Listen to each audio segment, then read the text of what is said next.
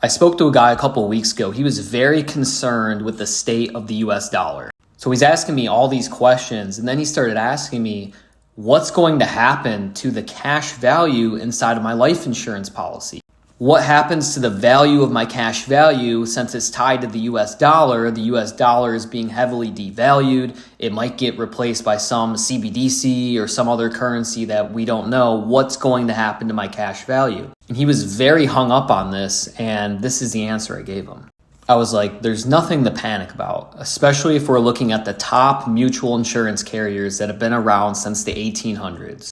Carriers like Guardian, Mass Mutual, Penn Mutual, they all started before the Civil War. So during the Civil War from 1861 to 1865, the government printed greenbacks to help fund the war. So this was the new dollar that these insurance carriers had to transition through. Then in the 1870s, we went from the greenback to a gold-backed dollar. And then in 1913, the Federal Reserve was created, and we have the Federal Reserve note. So there's been all these transitions throughout time that these insurance carriers, these top mutual insurance carriers, had to go through.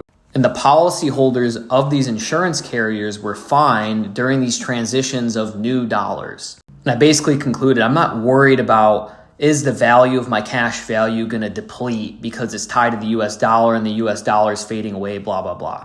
Because the carriers that we have these policies with have the track record of managing these transitions successfully, and I would bet that they'd be able to do that again. It's literally the insurance carrier's job to manage risk, and this is one of the aspects of risk that they have a successful track record of managing, which is a new currency transitioning to a new dollar, etc. Make sure you follow the page for more life insurance content.